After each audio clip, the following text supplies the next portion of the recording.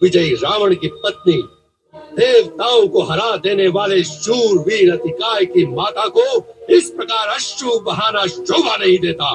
माँ का हृदय होता है, भले ही वो किसी शूरवीर की माँ। माँ का हृदय अवश्य रोएगा। तुम पुरुष लोग इतना अत्याचार मत करो कि माँ का रोने का अधिकार भी छीन लो। जो माँ राजमहल में रहेगी उसे रोने का अधिकार नहीं दिया जा सकता, क्योंकि उसके रोने से प्रजा की हजारों स्त्रियां रोने लगती हैं। राजमहल से एक चीख उठेगी तो प्रजा से 10,000 चीखें उठेंगी।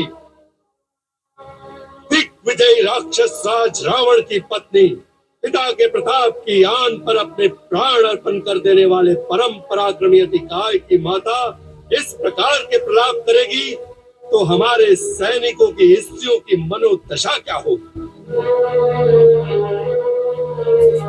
लंका की महारानी, राजरानी, राजमाता, आपकी आंखों से टपकते आंसू पूरे राज्य में उथल पुथल मचा देंगे। राजमहल का क्रंदन सारे देश में हाहाकार मचा देगा। ये बात याद रखो माता, राज परिवार का एक बहुत बड़ा उत्तरदायित्व होता है। लोग हमें हंसता देखते हैं तो हंसते हैं और हमें रोता देखते हैं तो रोते हैं।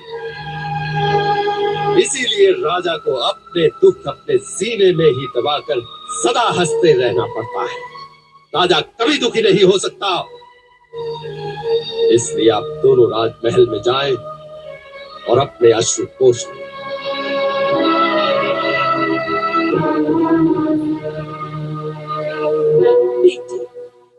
पुरुष के पाषाण हृदय के स्थान पर मां ममता का कोमल मन होता तो पुत्र शोक में मिलाती मां से आंसू बहाने का अधिकार कदापि न छीनता।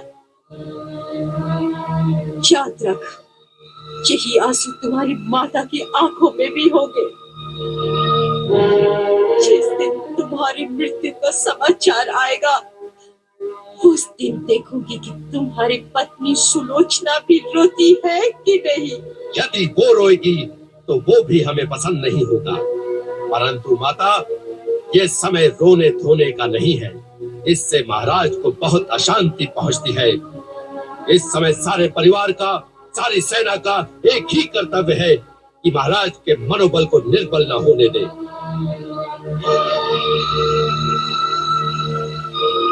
युद्ध आरंभ हो चुका है। अब ये किसी व्यक्ति का प्रश्न नहीं रहा, राक्षस जाति का गौरव और इस देश के मान अपमान का प्रश्न हो गया है। युद्ध क्यों हुआ, दोष किसका था, ये सोचने का समय निकल गया है। अब केवल एक ही लक्ष्य है, युद्ध में विजय। उचित और अनुचित का निर्णय सदा हार और जीत से होता है। सर्वदा विजय ही सच्चा कहलाता है। मातेश्वरी, छोटी माँ को साथ ले जाओ और उन्हें समझाओ कि आज महाराज के साथ देने का समय है, उन्हें अशांत करने का नहीं। माता, मेघनाद वचन देता है, काका कुंभकर्ण, भैया अक्षय कुमार, भैया अतिकाय, प्रहस्त, देवांतक, नरांतक अपने एक एक भाई के बदले उनके हजार हजार योद्धाओं को मारकर हृदय की धधकती प्रतिशोध की ज्वाला ठंडी करेगा। आंसू पोंछ दो मां, इंद्रजीत को रघुवंशियों पर विजय प्राप्त करने का आशीर्वाद दो।